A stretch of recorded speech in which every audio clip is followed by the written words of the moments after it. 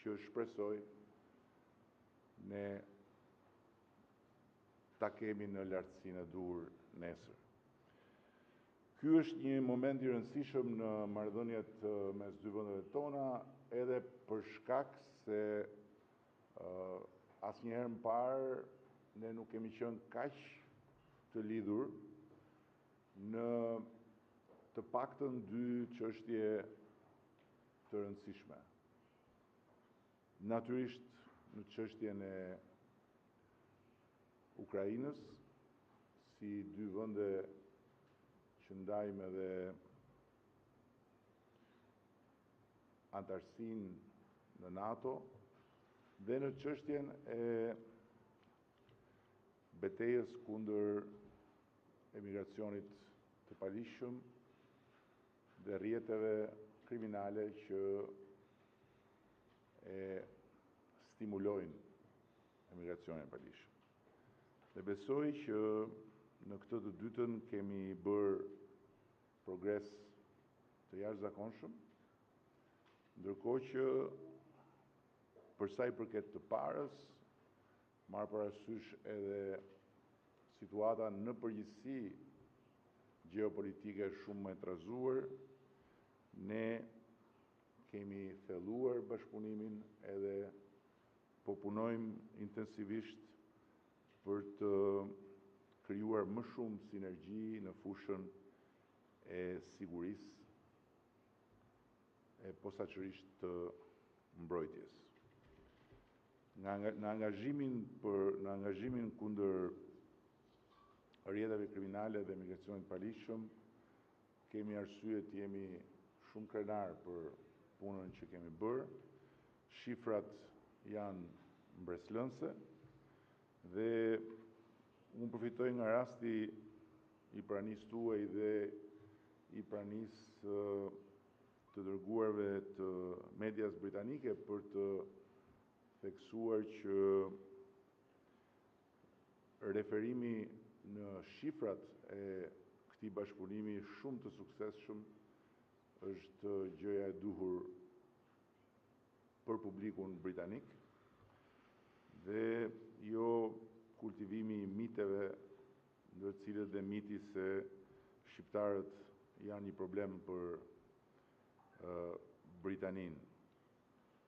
Pasi të gjitha shifrat flasin vetë.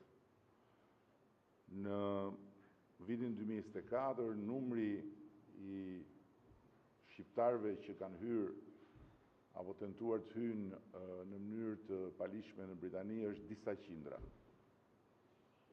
Ndërkohë që në momentin kur ne kemi shtyrë përpara për të ngritur task force-n e përbashkët, arriti në 12.000, përkatësisht në vitin 2022, kur pati një fluks të madh.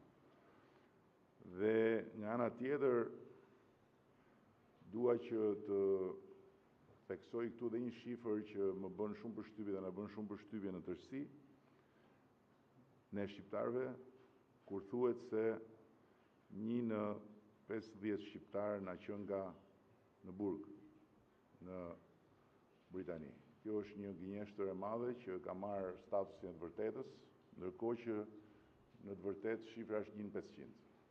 Pra është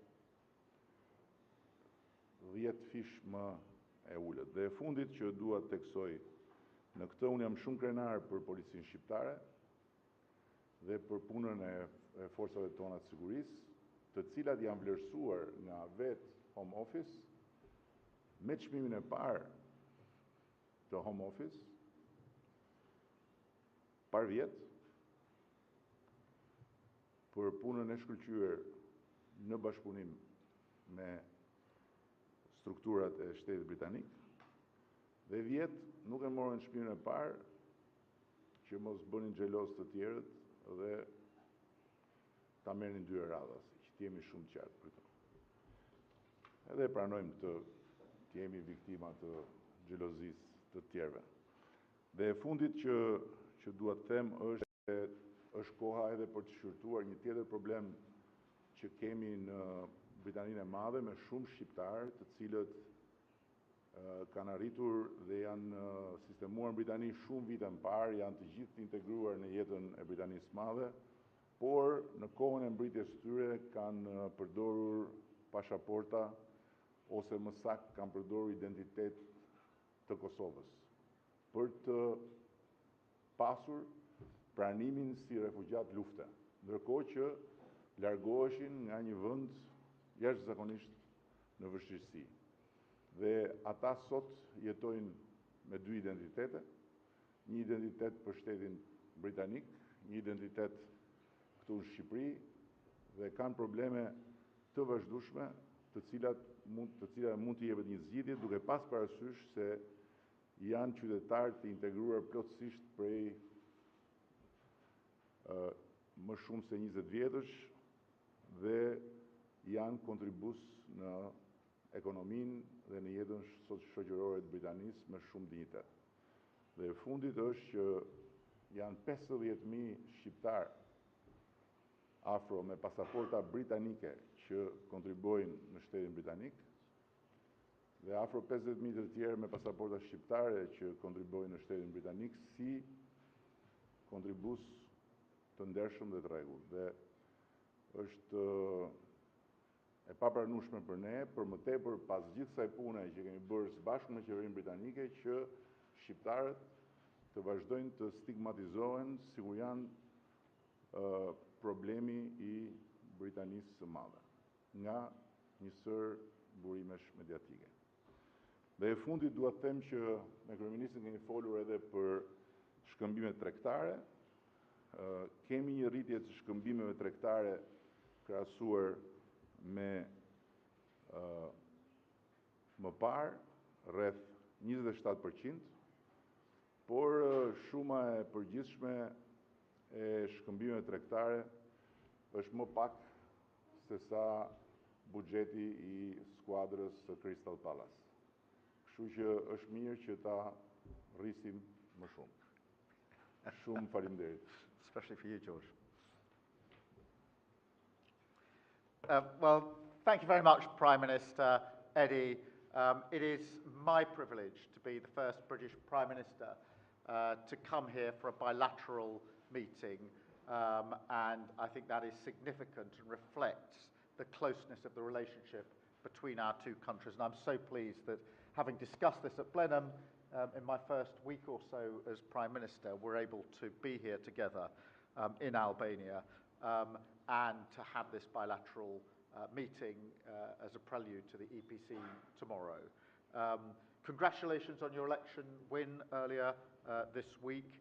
And it is really significant to be here in Albania to begin what I see as the next chapter of our country's strong relationship, delivering security and growth here in Europe and, of course, in the United Kingdom. But also, for me, an opportunity to see firsthand how our two countries are working together on some of the biggest challenges that we face. So this morning, as you know, I was at the port in Durrës, where I saw our joint efforts to crack down on cross-border crime. Law enforcement from Albania, alongside law enforcement from the United Kingdom, working. As I set out in a white paper on immigration that we published on Monday, secure borders are central to our plan for change. And people want and deserve an immigration system that is fair, that works for our national interest, and that restores common sense and control to our borders. So I'm grateful, Prime Minister, for your support on this and your bold leadership on the migration issues that the continent faces. Our progress together on reducing small boat numbers has been significant. You just went through the numbers again. That is, over a period, a relatively short period, quite an incredible reduction. And I think it's a signal and an example of what can be done when two countries work together in this way. Our joint migration task force, as you have always emphasised, practical, sleeves rolled up, getting on with the job rather than endless memos, is working to deter illegal migration. And our prisoner transfer agreement is returning Albanian offenders to serve their time here. Together, we've supported young people to stay and build their lives and futures in Albania. The partnership between our two nations goes well beyond our cooperation to secure our borders, and we've talked about this a lot this morning. Albania is a staunch NATO ally and a key partner in Ukraine's fight against Russian aggression. That is so important at a time like this, including, of course, your support for the training of Ukrainian troops in the UK as part of Operation Interflex. And I've been to see that training a number of times. It is truly humbling and really important example of nations, like-minded nations, working together to a common cause. To that end, I'm delighted to announce the enhanced UK-Albania strategic partnership. Now, this partnership will boost our cooperation across defence and security. It will deter irregular migration and cross-border criminal activity, and on top of that, maximise our potential for investment, infrastructure and growth, particularly in our vital defence industries. Which is why I'm also pleased to announce a joint statement of intent on defence industry cooperation. We will work together on the manufacture and sale of military vehicles, so another important step forward for our two countries, strengthening our national security, driving innovation, and boosting economic growth for both of our nations. Now, this is a moment for European countries to step up and stand firm against Russian aggression on the continent. And later today, I will be visiting Albanian and UK troops who are working together to defend our freedoms and citizens, because the battle lines of Ukraine are the front lines of Western values. And for this bilateral meeting to be bookended by examples of our joint work on law enforcement and our joint work on troops and what we're doing in relation to Ukraine, I think is very strong evidence of the way that we are working so effectively together. But it is that defence of Ukraine that will continue, and the UK will continue to lead in our efforts to support Ukraine. I am really grateful for Albania's steadfast partnership in that fight, showing leadership around the world in hosting the EPC tomorrow, where we get the opportunity to discuss this very issue in the context of European security. And we are sending a strong message at this critical moment that Europe stands united, strong abroad, secure at home, putting money in working people's pockets and deepening our partnerships with our European allies for the benefit of the people in the United Kingdom. As I say, it's a privilege to be here for this first. Thank you, Sarah, very much. Thank you. Questions?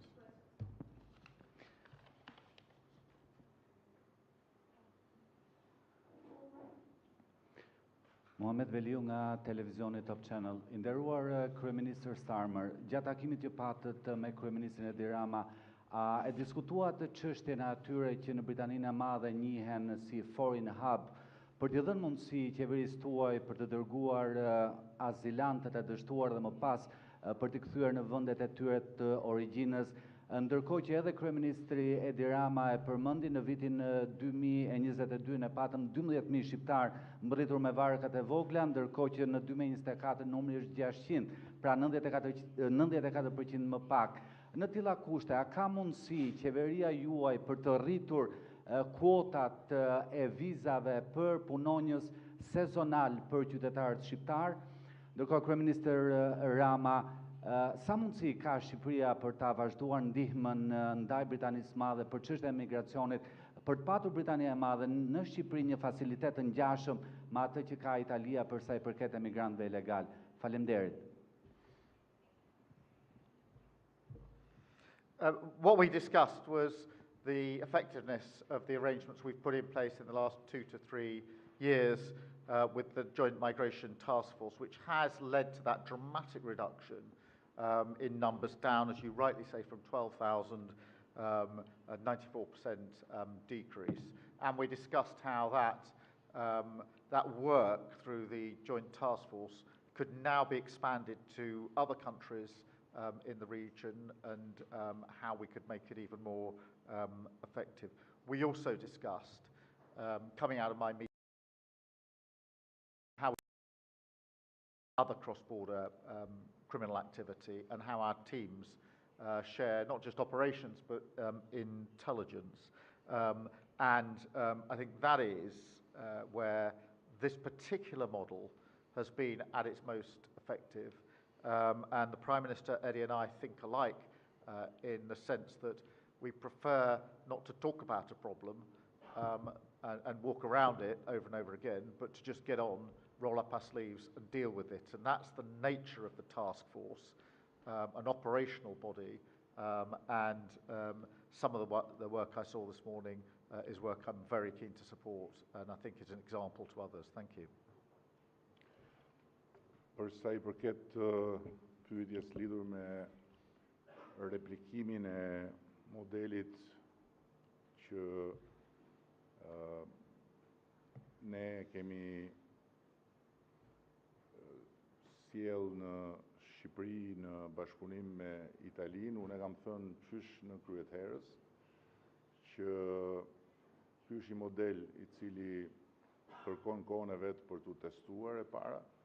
Dhe e dyta, ky është I model që në rast se funksionon mund të replikohet po jo në Shqipëri, në vende tjera të rajonit, ku po qese rezultati I modelit do të jetë pozitiv, nuk ka arsye që të mos ketë disponim nga ana e vendeve të tjera. Ndërkohë dua të shtoj edhe diçka tjetër që kryeministri e preku, që ne kemi diskutuar edhe për summitin që do të bëhet në Londër në tetor, it's in October, për procesin e Berlinit, Yes. Ku Britania e Madhe do të mikpres procesin dhe pavarësisht faktit se procesi I Berlinit është një proces I ndërtuar brenda, si thush, hemisferës së Bashkimit Evropian, nën udhëheqjen e kancelares Merkel për të nxitur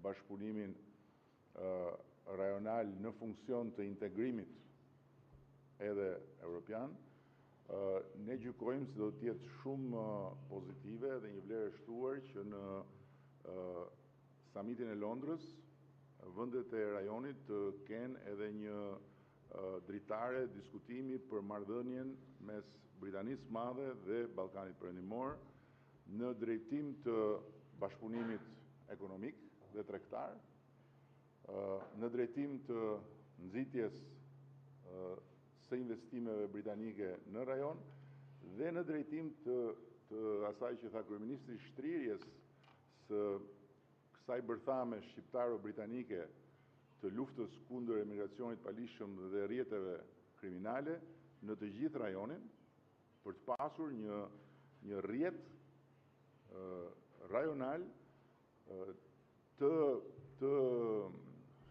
sinkronizuar me strukturat e zbatimit të ligjit në Britaninë e Madhe dhe për të siguruar që e gjithë kjo hapësirë është një hapësirë ku veprimtaria e rrjeteve kriminale që nxisin trafikun e palishëm të qenieve njerëzore është absolutisht nën kontroll.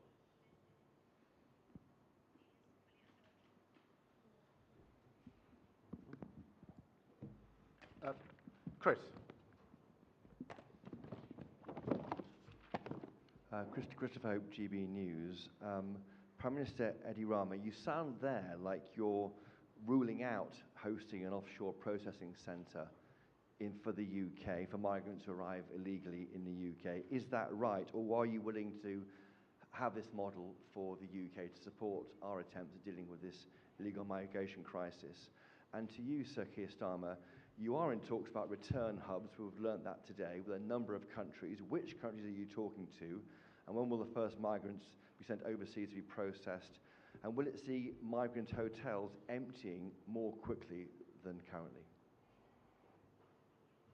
Yes, you got it right. I have been very clear since day one when we started this process with Italy that this was a one-off with Italy because of our very special relation, but also because of the geographical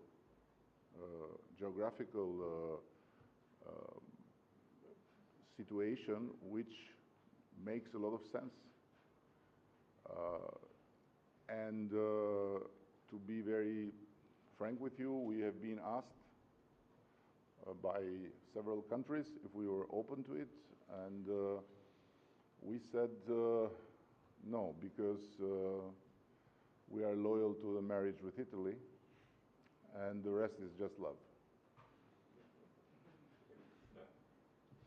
Chris, in relation to your question to me, yes, we are in talks with a number of countries about return hubs, and I see them as a really important innovation, and that is consistent with the work that we've done in relation to UK, Albania, reduction in numbers, the work that we've done on law enforcement arrangements with other countries, the return agreements that we've put in place, the record number of returns, and what I'd like to do is add return hubs to that. We are in those talks, and therefore, at the appropriate time, I'll be able to give you further details in relation to it. In relation to the asylum hotels, I think it's really important to be absolutely clear as to why we have the problem that we have, and that is because the last government ran an open borders experiment, and on top of that, didn't process the claims of asylum seekers. And therefore, tens of thousands of asylum seekers in the UK were in limbo because they weren't processed, they couldn't be sent back, or dealt with if their application was successful. They're literally an ever-expanding pool put into hotels at taxpayers' expense. And that is the inheritance, the mess that we have to pick up. The way through that is obviously to do the work that we're doing to stop people coming illegally to the United Kingdom, which is why this summit, the work we've done with Albania and other countries is so vitally important, but also to process the claims so we can return people who shouldn't be in the United Kingdom. And I'm really pleased that we've rolled up our sleeves, got on, and now returned 24,000 people who had no right to be in the United Kingdom. That's the highest number for nearly 10 years, and we'll continue to do so. Thank you.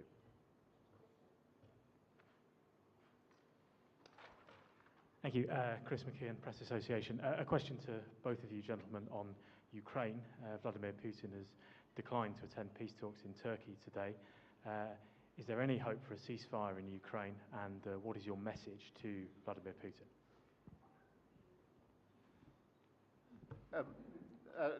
Let me take this head on, because what's happened today is further evidence that it's Putin who is dragging his feet. It is Putin who is causing the delay in a ceasefire. Ukraine has long been clear, several months ago now, that they would have a 30-day unconditional ceasefire, and we have long said that it's Putin who is standing in the way of that peace. He was the aggressor in the first place. There was only one country that started this conflict, that was Russia, that was Putin. There's only one country now standing in the way of peace, and that is Russia. That is good meeting where we managed to get a whole a wide group of countries into a supportive position for a ceasefire with sanctions, if not. We now have the opportunity tomorrow at the EPC to continue our work to bring about a ceasefire. But for me, this is evidence of the point I've made repeatedly, which is that it's Putin that is dragging his heels. That is why we need all nations to line up together as allies to ensure we get the ceasefire that is so desperately needed, but also to ensure that we have sanctions in place should Putin continue down this path of dragging his heels and not coming to the table for the ceasefire. I would inform you, you are in a country that since the change of the regime from a dictatorship to democracy 35 years ago, no Russian president or prime minister has put foot. No one from here has flight to Russia. And we don't miss it, and we are not looking to change it, frankly. But this is a long story that is related to our history with the Soviet Union and Russia. This being said, I want to add that we have been all the way on the side of Ukraine and will continue to be. We are aware that although this country might have the tallest prime minister in NATO, it doesn't have the strength and the weight of many other countries to play any type of major or determining role. But on the other hand, we should not forget that we are blessed to be born in the continent of enlightenment and in a space of humanity where the dream of perpetual peace was born. And Europe itself is a project that has been always driven for peace. So while we do everything to make sure that we have the strength to protect our freedom and our values, we also should never give up in the search for peace. And of course, sometimes it looks very unfair, but it's the nature of being Europeans and of being on the side of the humanity and not of barbarism, to look for peace even with barbarians. Thank you. Elia Zotka, televizioni Klan. Pyetja e parë për kryeministrin e Britanisë. Paraardhësit tuaj në qeveri kanë mbajtur qëndrime shumë të forta ndaj komunitetit shqiptar në Britani, qëndrime që në fakt ishin shumë denigruese. Duke mos bërë një dallim qartë mes atyre shqiptarëve që jetojnë me punë të ndershme dhe paguajnë taksa dhe janë qytetarë të mirë, dhe atyre një pjesë e vogël besoj që janë të përfshirë në aktivitet kriminal. Duke qenë se jeni kryeministri i parë në një vizitë zyrtare në Shqipëri që prej vendosjes marrëdhënieve diplomatike mes dy vendeve, a mendoni që është ky një moment që jeni tani në tokën e shqipeve, të kërkohet një ndjesë në emër të shtetit britanik për këtë denigrim që janë bërë shqiptarëve? Zoti Rama, në terma konkret, mund na tregoni ku do të përqendrohet marrëveshja që nënshkruat në fushën e mbrojtjes? Kryeministri britanik e përmendi që do të lidhet me prodhimin e automjeteve, po mund të jemi më specifik? Faleminderit.